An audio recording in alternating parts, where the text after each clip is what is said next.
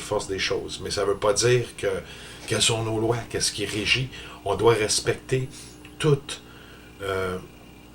toute forme de vie, toute création de l'univers, de la mère-terre, qui veut dire les arbres, les animaux, l'individu, les autres cultures. Maintenant, quand on parle de culture, ne vient pas le mot religion.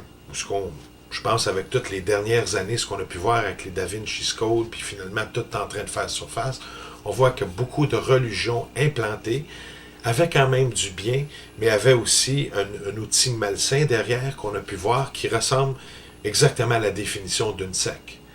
Et manipulateur. Notre Dieu ou notre Créateur, nous on dit notre Créateur parce qu'il y a eu une création, on est venu sur Terre, on a eu un âme, on arrive maintenant sur cette Terre, puis là tu es prisonnier. Tu arrives sur la Terre, puis là tout d'un coup, quelqu'un a décidé qu'il a tout acheté la Terre, puis là, ben, faut que tu payes un terrain, t'es ici, t'es vendu au système. Donc tu es pris dans un système corporatif où ce que tes droits ou ta personne n'est pas reconnu d'aucune façon. Mais nous, on marche avec les énergies de la Terre, ce qui veut dire respect de l'eau, respect des ressources, pas contrôler toutes les ressources. On a besoin d'or parce qu'on fait un outil métaphysique. Je vais prendre l'or.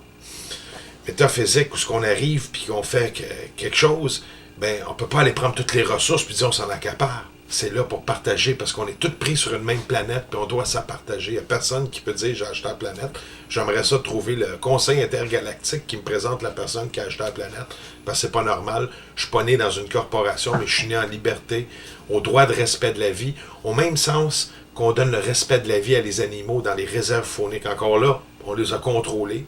De certains animaux comme les oiseaux qui vont vivre plus en liberté, on ne peut pas leur dire un territoire, mais il y en a d'autres qu'on met en cage, puis encore là, on va contre l'encontre et les forces et les lois naturelles des choses avec l'animal.